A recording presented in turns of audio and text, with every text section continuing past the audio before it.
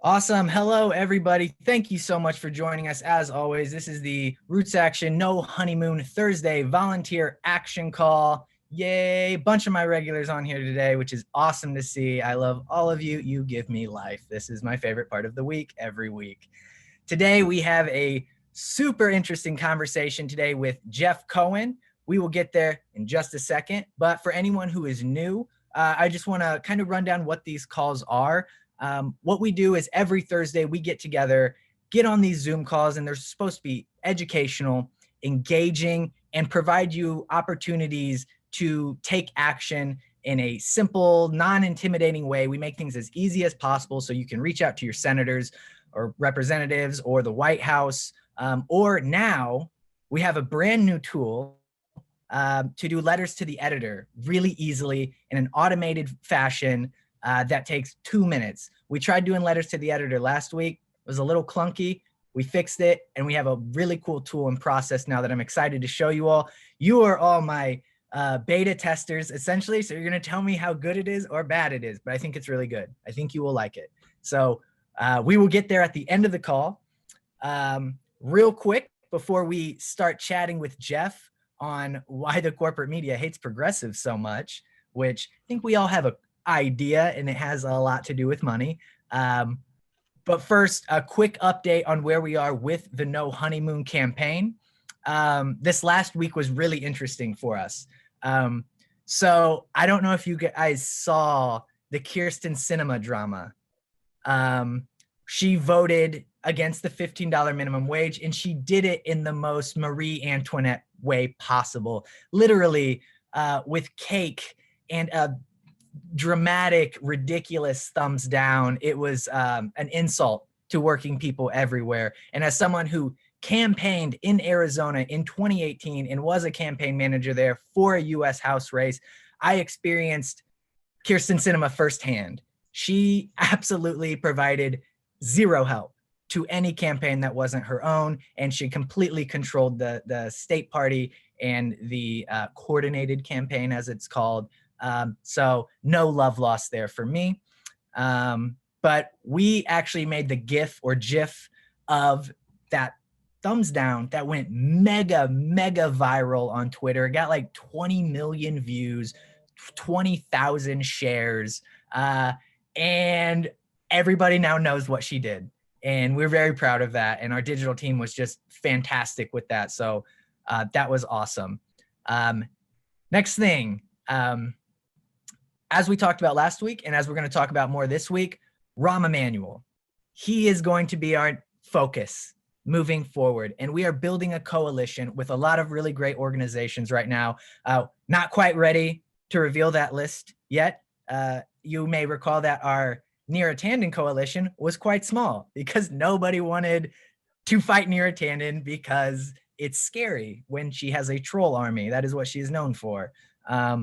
But against Rahm Emanuel, he is despised by so many people that we are building this wonderful coalition to go after him and to assure that he has no place in our government, in Biden's administration at all, because it's totally unacceptable. Last thing, next week, super exciting to announce. I don't have the exact names yet, but we are going to have potentially Judith Whitmer or someone else from that slate of Nevada DSAers and progressives and leftists who swept the Nevada Democratic Party elections and took over that party, causing all the establishment staffers to literally quit, which is amazing, especially since those establishment staffers ran on the progressive unity framework, which was kind of embarrassing when you quit after you lose with that as your name. So yeah, that's going to be a really exciting call to learn about how to build power, how they built power there.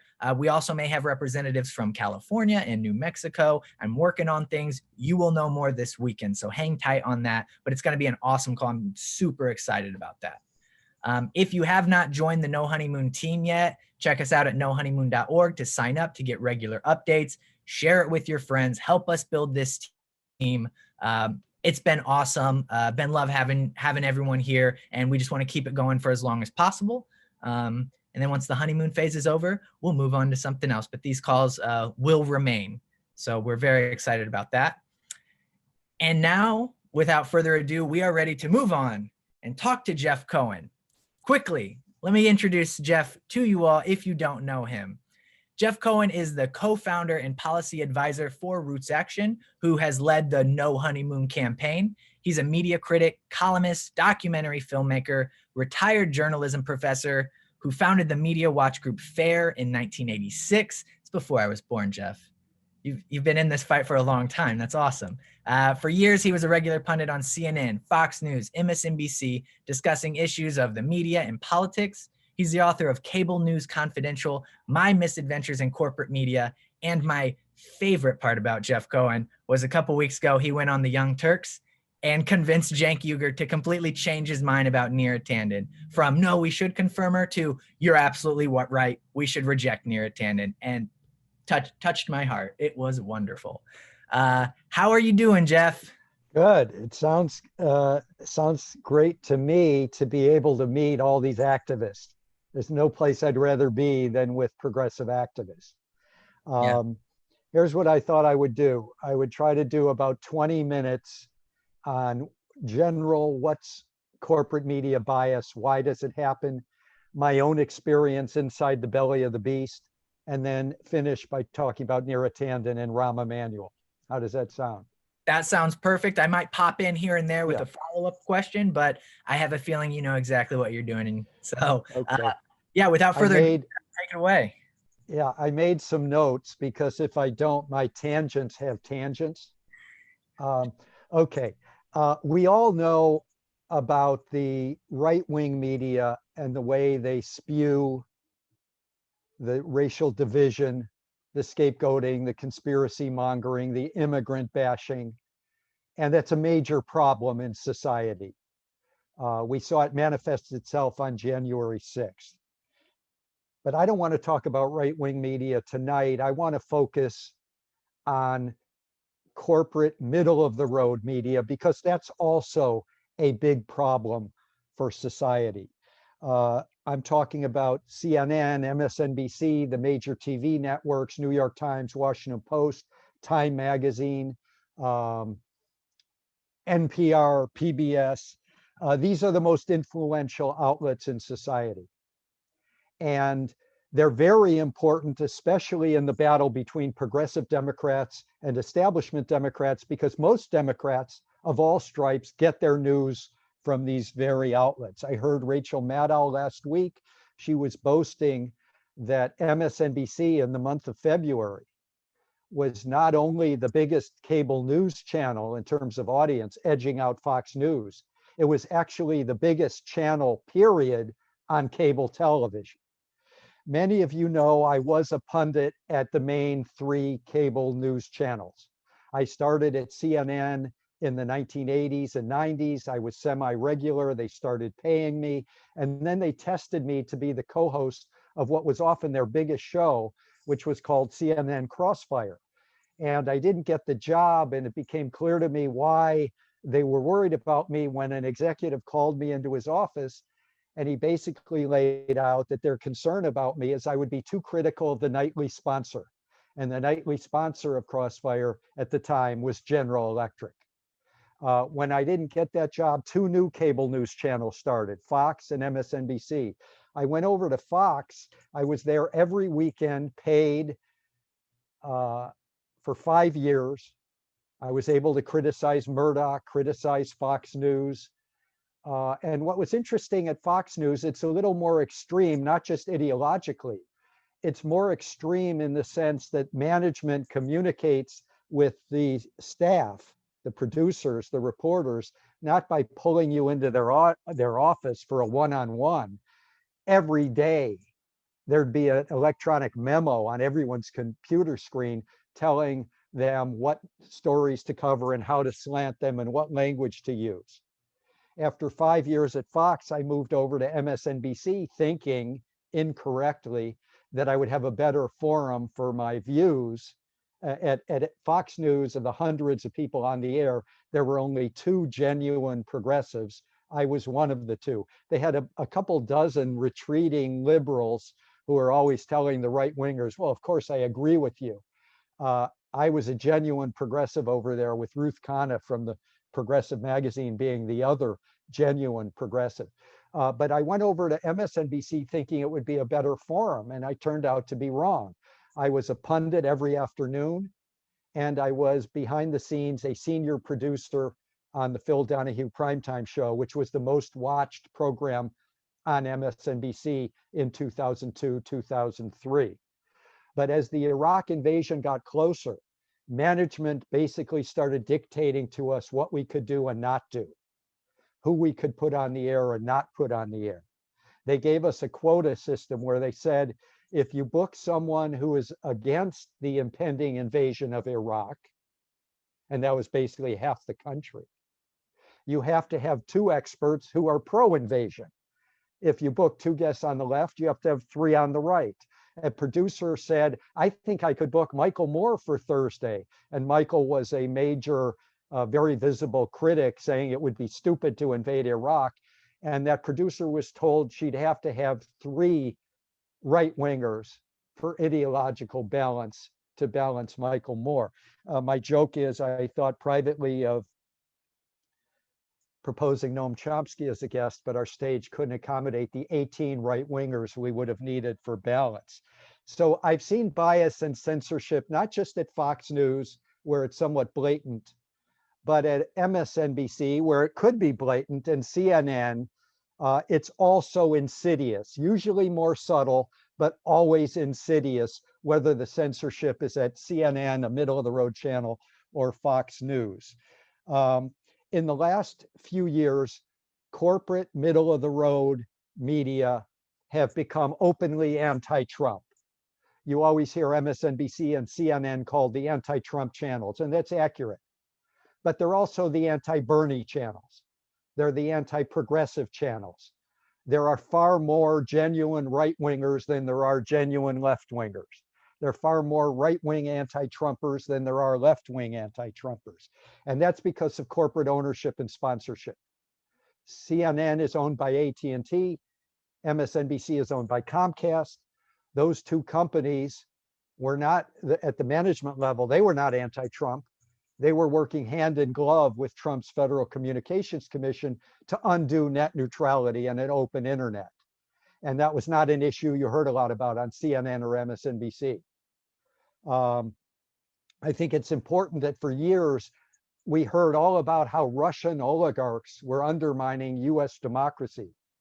But on those two channels, we never heard about the US oligarchs and how they were undermining US democracy. And trust me, they've undermined US democracy far more severely, including one of the most powerful oligarchs. His name is Brian Roberts. He's the head of Comcast, which owns MSNBC, NBC, CNBC. He's had enormous power, whether the Democrats are in the White House and the Speaker of the House, or the Republicans are the White House and Speaker of the House. He got the Telecommunications Act of 1996 out of Bill Clinton, and he got the undermining of the net neutrality under President Trump. Now, I want to jump back a year to that period when we were all watching the Democratic Party presidential debates, because the bias was so heavy-handed and so clear. The Democratic National Committee set up about a dozen debates for the Democratic candidates. All of them were hosted by corporate media: ABC, CBS, NBC, Washington Post, PBS. None of them were, say, co-hosted by Democracy Now! These panels did not invite Amy Goodman and Juan Gonzalez from Democracy Now! To ask questions. CNN did not add Katrina vanden Heuvel from The Nation to ask questions.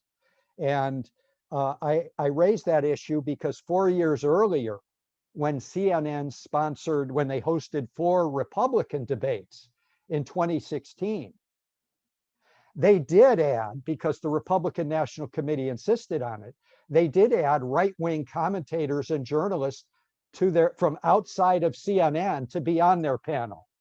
But that's not something that DNC insisted on. And of course, the corporate news outlets don't want to include Amy Goodman or Naomi Klein as a questioner. So with that exclusion happening, in debate after debate, the questioners kept asking Bernie Sanders and occasionally Elizabeth Warren, how are you going to pay for Medicare for all? What's your price tag? How can we afford it? There were almost a couple dozen different questions over the span of these debates. And how are you going to raise taxes on the middle class? Bernie was very clear. He said, yes, it will cost about $32 trillion over 10 years. And he was equally clear to always give another figure. But according to these government studies, if we stick with the status quo, healthcare will likely cost us $50 trillion over the next 10 years. He was totally clear. But when you look at the questions that were asked in the debate or the post-debate coverage, the corporate media just focused on that one figure of 32 trillion for the Medicare for all and not that other figure. And you can't understand the story if they're only giving you one price tag. It reminded me of that George Carlin joke where he's a sportscaster and he says, we have a partial score in from the West Coast, Los Angeles 6. And there's no other score. And that's what corporate media coverage was like when it came to healthcare. There was not a single question that was asked of Joe Biden or Buttigieg or Klobuchar, nothing like, Mr. Vice President, your plan keeps private health insurers sort of in the center of the picture. How much is your plan going to cost us since you have no real way of reining in healthcare costs, which are exploding? That question was never, ever asked. If a progressive journalist had been added to the panel, instead of Bernie being pilloried about how much Medicare for all would have cost, there would have been these other questions. How much is it going to cost to stick with the status quo? You don't need to be a mathematician to understand why Medicare for all is more cost effective. You get rid of billions and billions of dollars in corporate profits to the health insurance companies. You get rid of the huge exorbitant salaries for the corporate healthcare executives. A couple years ago, the average CEO compensation for a year for a healthcare company CEO was $15 million. But most importantly, you eliminate the bureaucracy of hundreds and hundreds of different plans put out by dozens and dozens of different private companies. But my point here is that on one social problem after another, from corporate mainstream media, you'll see the same pattern, that they will harp on the cost of the structural reform and not the cost of sticking with the status quo. They'll talk about the cost, how exorbitant the cost of healthcare reform, but they will never talk about the cost of our nuclear weapons arsenal or our 800 military bases overseas. There's certain costs that are off limits while they focus on, Elizabeth Warren, are you going to be taxing the middle class to pay for Medicare for all? And you could go to other issues, the Green New Deal, which will transform our economy, our energy, our housing, our transportation, our agriculture away from fossil fuels, create millions of union wage jobs that cannot be outsourced. And yes, that set of reforms will cost trillions of dollars over the next 10 years. But the cost of the status quo, of ever worsening droughts and fires and hurricanes and floods, not only in human hardship, but in dollars will be higher than addressing the problem. If you reduce the issue from society, from a societal level, or the level of political economy to a household, and let's say there's a hole in my roof, and I know that I need to get $10,000 to really fix the roof and thereby protect the contents of my home and protect the integrity of my home. If instead of doing that, every time it rained, I went up with tarps and tape and plastic and I just patched up the roof, there's no one, journalist or not, who would look at my approach to the problem and say, oh, that's a reasonable approach. That's a moderate approach to the problem. But when we when we look at these social problems, and progressives say we need structural reform to fully address this problem, we are called by the corporate mainstream media extremists, we're unrealistic, we don't understand how the system really works. Let me turn now to Tandon and Rahm Emanuel. While the political press corps in DC is definitely too cozy with establishment sources at the DNC, in the leadership of the Democratic and Republican parties, they're too cozy with corporate funded think tanks like Neera Tandon's think tank. The important thing for us to all acknowledge, and I was a journalism professor and I worked inside these outlets, there are some great journalists who work in the mainstream media, and some of them do real good investigative reporting. So in almost everything that RootsAction wrote about Neera Tandon, we cited a December 5th article in the Washington Post that itemized who were the corporate funders and foreign funders who funded Neera Tandon's think tank, the Center for American Progress, to the tune of $45–50 million every year. This was Walmart, this was the health insurance companies, these were the war contractors, these were the Wall Street CEOs, these were high-tech executives. And we pointed out in all of the propaganda that RootsAction put out in criticizing Neera Tandon that since the job of Office of Management and Budget Director is to oversee the various federal agencies that regulate big business, that Neera Tandon has these conflicts of interest because of her coziness with some of the most powerful economic interests in our country. But that didn't get into the coverage. All the coverage was about was her tweets. And so during these weeks where her nomination had stalled and RootsAction and you as activists were trying to get Democrats, Bernie Sanders was the one who kept saying, no, I do not know how I'm going to vote. He would not accede to the wishes of the White House and say he's supporting Neera Tandon. But during that period, and it was a big news story for weeks, you couldn't get mainstream political reporters to refer to the list of corporate funders, even though this was in their own newspaper. You know, this was in the Washington Post. It wasn't in, we weren't trying to get them to read The Intercept or The Nation, which had done great reporting on Neera Tandon's secret funders. But the issue of donors never penetrated into the mainstream media coverage. Why does that happen? It's because corporate media are owned and sponsored by the same corporate forces that bankroll Neera Tandon. The same donors to Neera Tandon and to the media are the same ones that donate to Republican and Democratic senators. The whole media and political system is awash in the corporate money from these sources. So it's a little bit like, you know, you ask the fish, what's your position on water? And the fish says, what the hell is water? This is the problem you have trying to get the mainstream media to focus on the issue of corporate donations to Neera Tandon's think tank. And you'll remember there was an amazing incident where an Asian American woman from the Washington Post did a good job. Her name is Sungmin Kim. And she went up to what looked like the swing vote, Senator Murkowski from Alaska.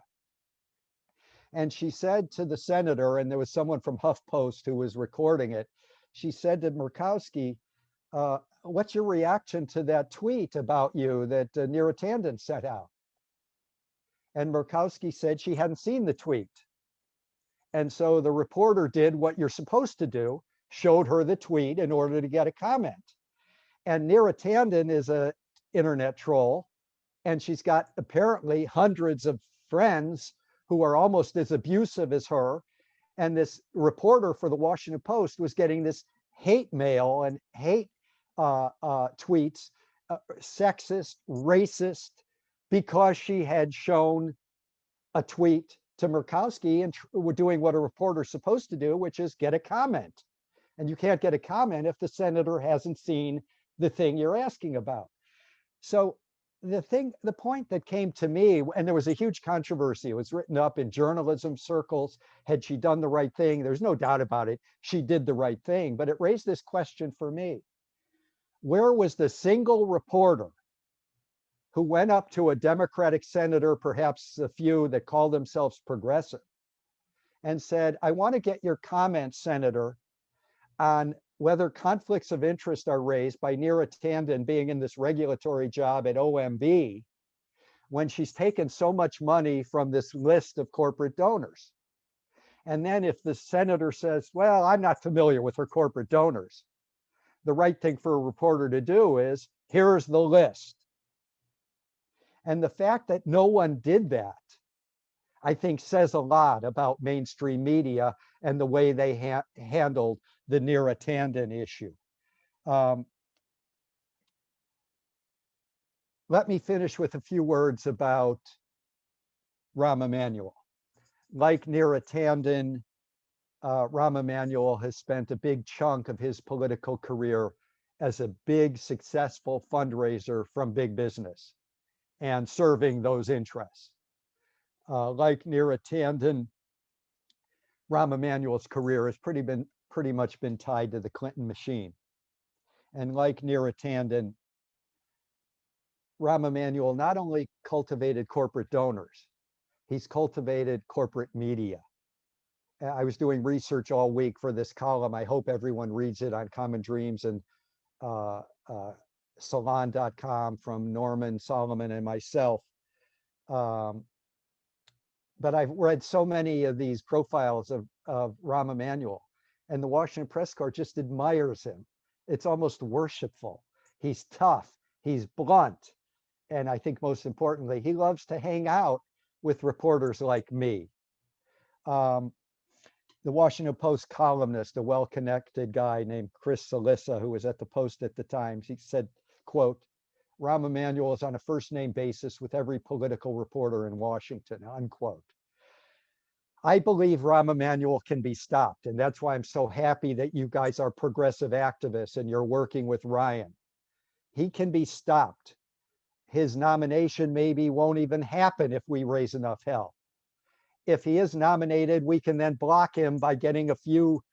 We know there's going to be Republican senators supporting Rahm Emanuel, unlike for Neera Tanden.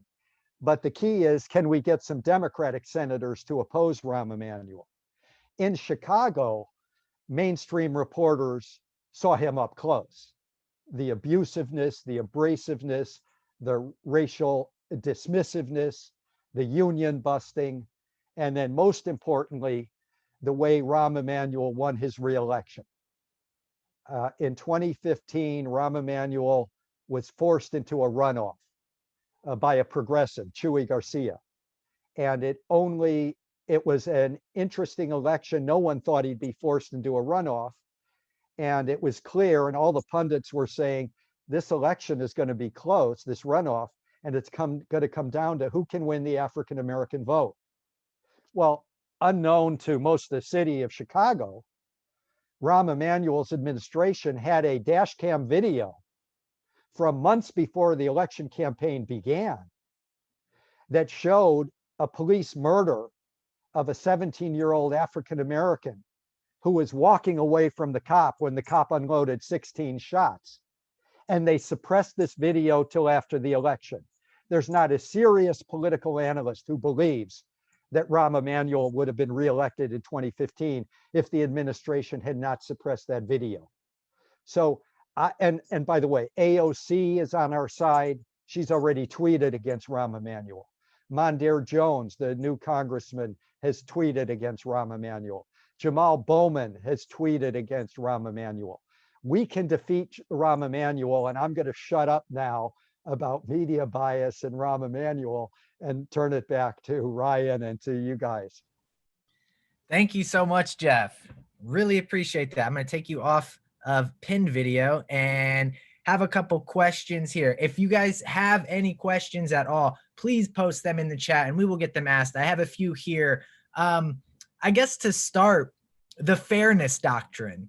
Can you tell us a little bit just quickly about that? Why it's gone? Can we bring it back? Is it worth bringing back? Do we need something like that again? I think we need to break up the media companies would be more important and put net neutrality into law. And then there's all sorts of measures to create independent public broadcasting, which we don't have. And to create a system where you can don't take away your taxes, a tax write-off, and donate to nonprofit outlets like Common Dreams. There's a lot of reforms. Would I like to see the Fairness Doctrine again? Sure. I just think it's less important than the other reforms. When did it disappear? In the 1980s under Reagan. It was Reagan's Federal Communications Commission that did away with it. The Fairness Doctrine only applied to broadcast TV and broadcast radio. It doesn't affect cable. So, it's had shrinking importance, but it was important. It said that if you want to have a broadcast license, you have to cover matters of public importance to your community, and you have to do it by showing different sides of the issue.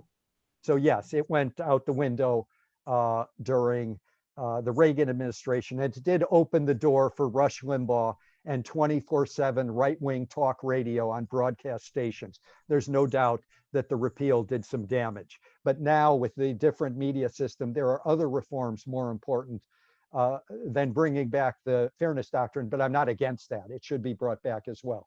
Right, and it wouldn't include the internet, which is where I think most people are getting radicalized by the right wing or being led astray by liberalism.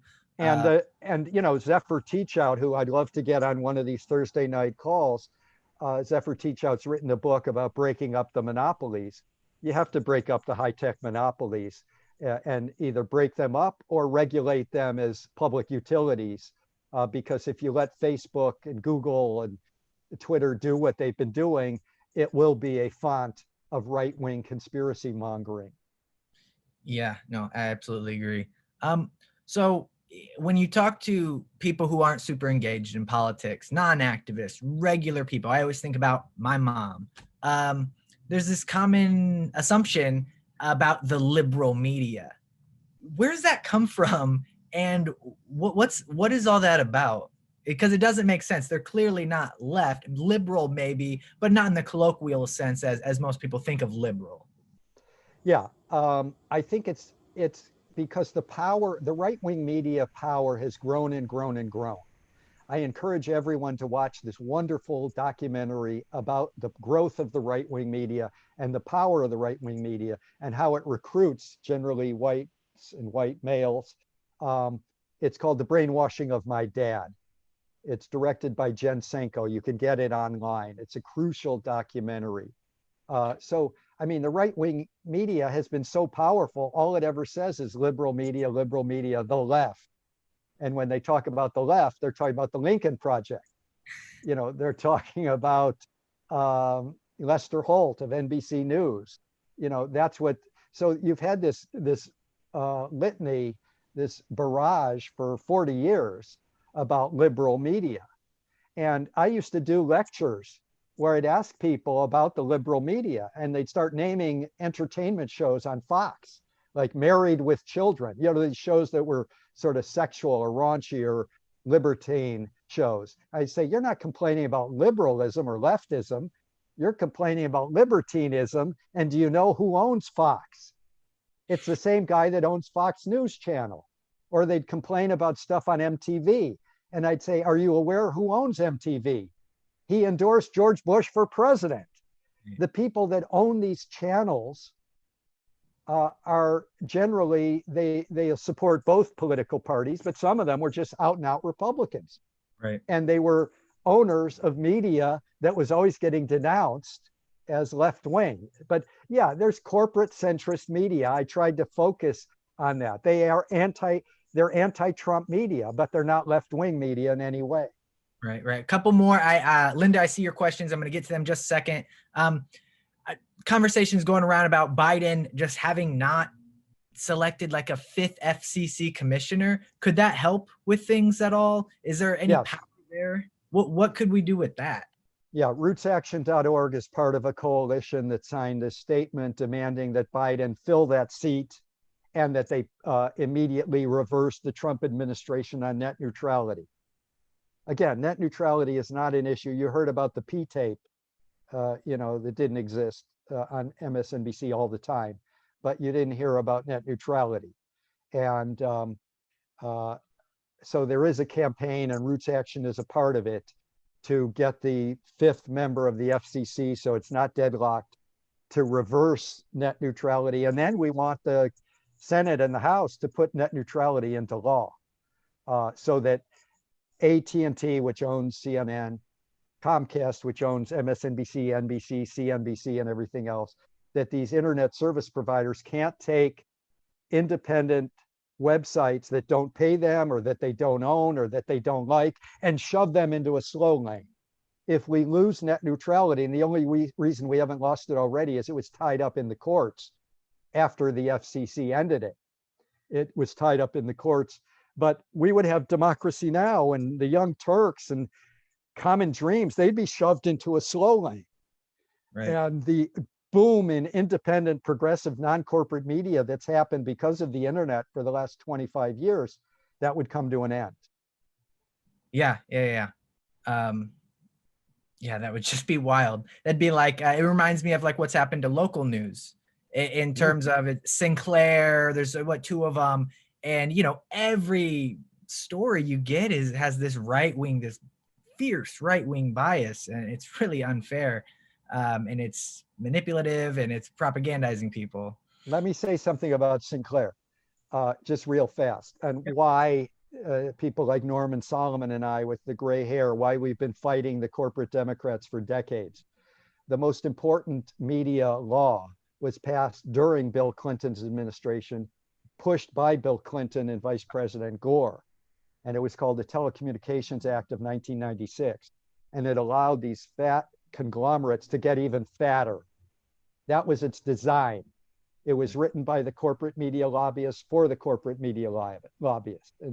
And so Sinclair Broadcast Group, at the time, before the Telecommunications Act that Bill Clinton, working with right-wing Speaker of the House, Newt Gingrich, pushed through, Sinclair Broadcast Group had the maximum TV stations you could have at the time, which I think was 13. Mm-hmm. Now they own over 200. Thank Bill Clinton for that. Fox grew because of the Telecommunications Act as well. Clear Channel, the right-wing company out of Texas that was allied with the Bush family, it's now called iHeartMedia, the biggest radio corporation in the history of our country. They had a few dozen radio stations before Clinton's Telecommunications Act, and within a couple of years, they had over 1,000 radio stations. So, I mean, corporate policy has come out of Democratic administrations or Republican administrations, and the undermining of US democracy has happened because of these US oligarchs, some of whom are the owners of MSNBC, CNN, and the rest of the mainstream media. Yeah, a question from Linda is, do you have any ideas for rejuvenating local papers? Because we see what Sinclair did, the local TV stations, and what the Telecommunications Act of 1996 did to radio and TV. What about local papers? Is there any ideas there to rejuvenate them? Yeah, there's going to be an initiative. We're hoping it'll be unveiled. RootsAction will be in the middle of it. We hope it'll be unveiled in a month or two by some media experts, progressive media scholars. And it's an effort to rejuvenate local media, and it likely won't be newspapers, local media websites. And it's a plan to try to get billions of dollars back into the media system. It's because mainstream media has fallen apart that right-wing conspiracy is so strong, pushed by some of these channels that grew because of Bill Clinton's Telecommunications Act of 1996. I watch Sinclair broadcast local stations, and again, and of course, Limbaugh and talk radio grew arm in arm with Clear Channel radio stations, now called iHeartRadio or iHeartMedia. So there's no doubt that we need to rejuvenate actual journalism and pay journalists at the local level. And I think you're going to hear about a plan within a month or two. Yeah, that I'm very excited about that. I would like to learn more about that. Switching to Rahm Emanuel real quick. We talked last week about him being considered for ambassador to Japan or China. It still blows my mind that you can just have either or in that situation. Are there any other positions that you think Biden would consider him for? And I think the same kind of question goes for Neera Tanden, where he says, oh, well, we're going to find her a position in this administration. What? Yeah. What? I think they will find a position for Neera Tanden, but thankfully it'll be less powerful than Office of Management and Budget Director. Do you think they'll do the same for Rahm? I believe we can raise so much hell for Rahm Emanuel that we could make him toxic, and they won't be able to find a, that. I'm much more optimistic of what we can do with Rahm Emanuel. We have these allies in the House that are already saying to Biden, if you appoint Biden, you're sending a message that you don't care about the grassroots, you don't care about progressive Democrats. That's the message you will be sending. AOC said that to the New York Times in an interview. So we're a lot stronger in going after Rahm Emanuel. I think we could make him so toxic if our campaign is big enough over the next week or two or three that there won't be a place for Rahm Emanuel anywhere.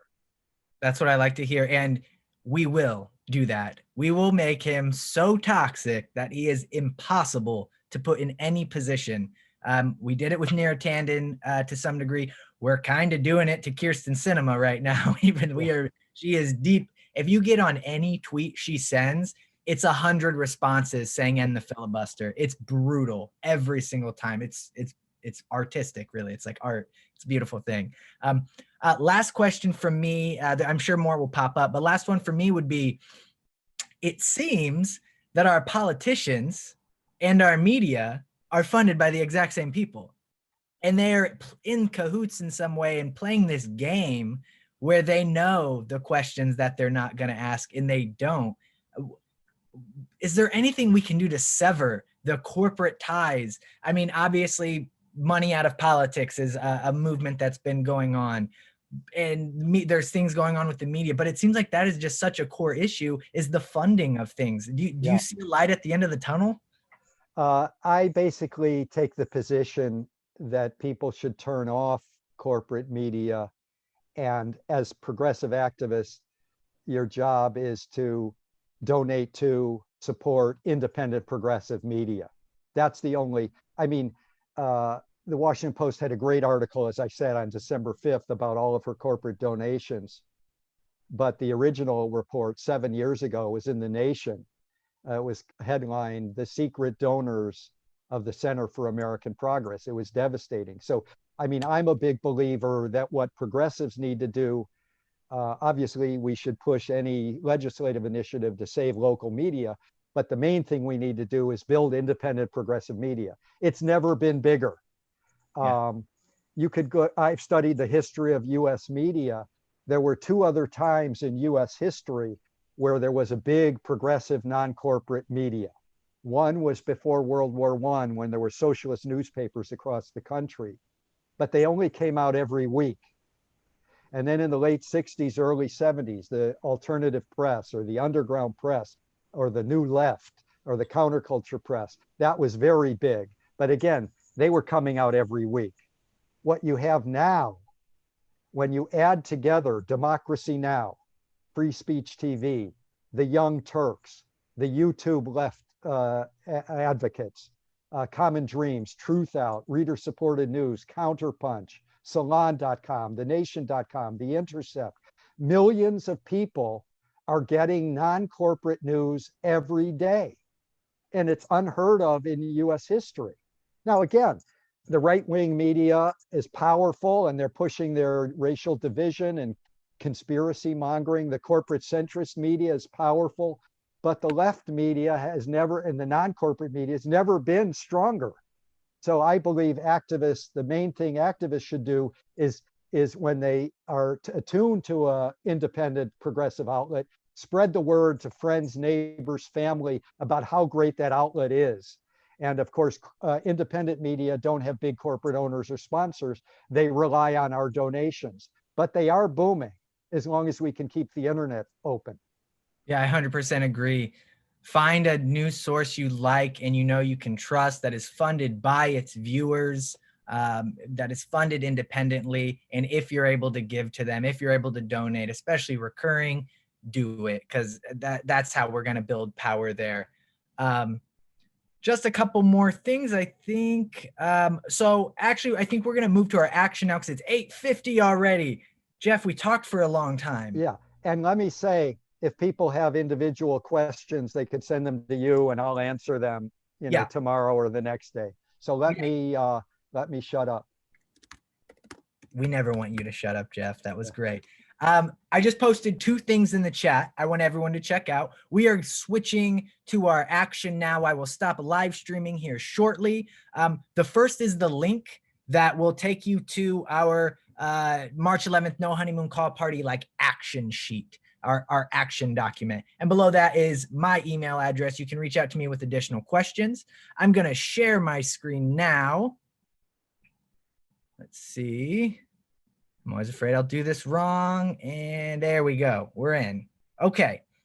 We're going to do a lot of cool stuff today. A lot of options. We are going to start with sending a letter to the editor of your local paper. It's so easy. Couple clicks and you're done. You can edit it a little more if you want, but I'm going to post just that link, although you could go to the whole document, which I've posted, but I'm going to post at least that link if I can find my chat box again. There we go. So this that link that I just posted will allow you to send a letter to the editor of your local paper. And we have made it so easy.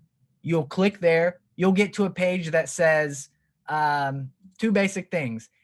Look for papers within X miles of zip code blank. So you put 25 miles of your zip code, and it'll reveal all the papers that you can write a letter to the editor to. If you do this and you find, oh, this isn't showing one of my papers, let me know, because that's one of the things we're working on right now, is making sure that it's showing all the papers.